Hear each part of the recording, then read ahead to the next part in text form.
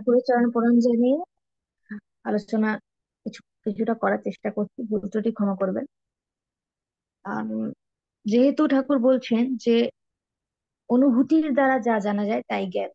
ঠাকুর আমাদের অনেক বাণী দিয়েছেন, অনেক আহ কথা বলেছেন, কিন্তু সেই কথাগুলো যতক্ষণ আমরা নিজেদের আহ কার্যের মধ্যে বা নিজেদের চলাফেরার মধ্যে অনুভব করতে পারবো, ততক্ষণ আমরা জ্ঞান উপলব্ধি করতে পারবো না। ঠাকুর বলছেন ওই বই পড়াটা বই পড়ার মধ্যেই রয়ে যাবে। তাহলে একটা ছোট উদাহরণ বলি। আমি একদিন জানি না এই গল্পটা আমি আপনাদের বলেছি কিনা।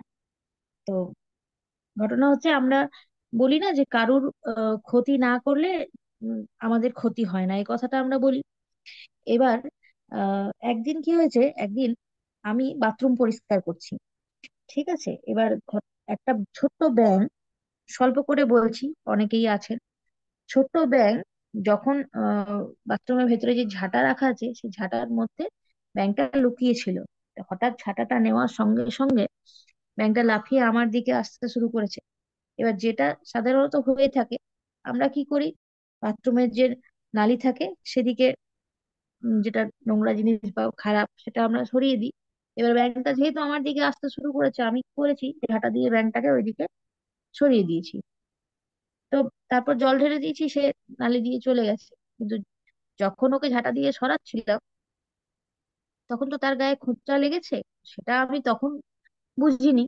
আমার কাজ করার ছিল বাথরুম পরিষ্কার, আমি তাকে নালি দিয়ে বার করে দিয়েছি, তারপর নিজের মতো কাজ করেছি। সাধারণত আহ গুনগুন করতে থাকি গান, বা আমাদের যেটা ঠাকুর বলেছেন যে ঠাকুরের নাম সব সময় করতে। একবার দুবার হয়তো নাম করেওছি, সব সময় না মনে থাকলেও। এবার কাজটা মন দিয়েই করছিলাম, এমন নয় কি আমি অন্য মনস্ক ছিলাম, কাজটা মন দিয়েই করছিলাম। তো হঠাৎ করে কি হলো, এবার বাথরুম পরিষ্কার করলে আমরা সাধারণত অ্যাসিড বা অ্যাসিড জাতীয় কোনো জিনিস, এই ধরনের জিনিস ব্যবহার করে থাকি। আমিও সেটাই করেছি।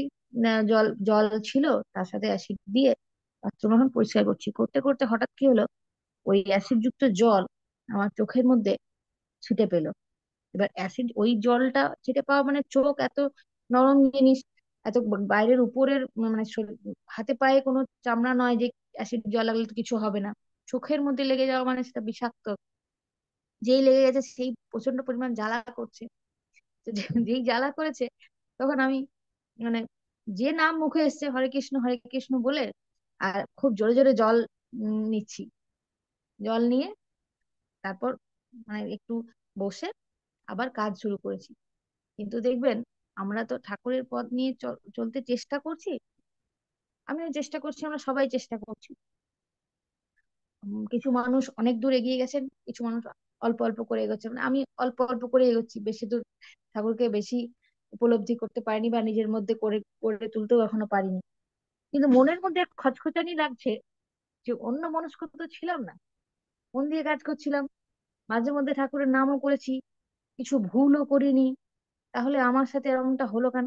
মানে আমাদের মনে হয় না যে আমরা যে ঠিক পথে চলি বা ঠিক ঠিক ভাবে ঠাকুরকে মাথায় নিয়ে চলি, তো আমাদের কোনো ক্ষতি হতে পারে না, এই মাথাটা চলছে আমার মনের মধ্যে, খচখচানি ওটা চলছে। মানে আমার থেকে ভুল হলো কি, এটাও মনের মধ্যে চলছে যে আমি ঠিকই আছি, তাহলে ভুলটা কোথায় হলো।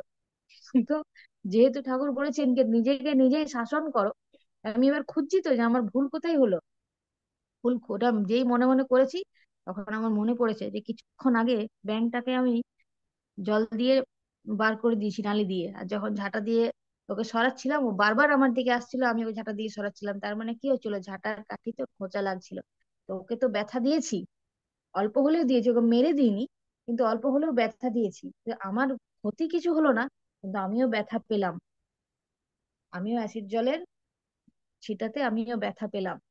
তো এটাই অনুভূতি বা এটাই জ্ঞান, এটাই আমাদেরকে মাথায় রাখতে হবে। আমরা পথ চলার পথে ছোট ছোট ভুল করে থাকি, যেটা আমরা হয়তো বুঝতে পারি না, কাজের মধ্যে থাকলে বুঝতে ইচ্ছা করে হয়তো করি না, বা এমন কিছু করে ফেলছি আমাদের সেই সময়ে জাগছে না বিবেকে যে আমার থেকে ভুল হয়ে যাচ্ছে। কিন্তু সেই ভুলেরও কিন্তু ক্ষমা নেই। অল্প ভুল করলেও তার শাস্তি পেতে হবে, আর বেশি ভুল করলেও তার শাস্তি পেতে হবে। তো এটাই জ্ঞান, এটাই অনুভূতি আমার, যে অতটা ছোট ছোট জিনিস আমাদেরকে মাথায় রেখে চলতে হবে। ঠাকুর বলছেন না, বলেন আমি একটা পিঁপড়েও ঠাকুর মারতেন না, তো ঠাকুর কতটা নিখুঁত ভাবে দেখতেন প্রত্যেকটা জিনিসকে, একটা পিঁপড়ের মধ্যেও প্রাণ আছে, আমরা তো সাধারণত মেরেই ফেলি। তো আমাদের অত সবসময় মাথায় থাকে না, বা কোনো সময় ইচ্ছা করে দূর বিরক্ত করিস না মেরে দিলাম। কিন্তু সেটা আমাদের ওটাও ভুল। এটাই ঠাকুর আমাদেরকে বলেছেন। তো সেই আপনাদেরকে চেষ্টা করলাম আমার অনুভূতির কথা জানাতে। আলোচনা এখানে শেষ করছি। জয় গুরু। জয়গুরু। জয়গুরু আমাদের প্রিয়া ভান্ডারী মা। এই অত্যন্ত শিক্ষণীয় কিছু জীবনের অভিজ্ঞতা থেকে মায়ের কাছ থেকে জানলাম। জয়গুরু মা আমার।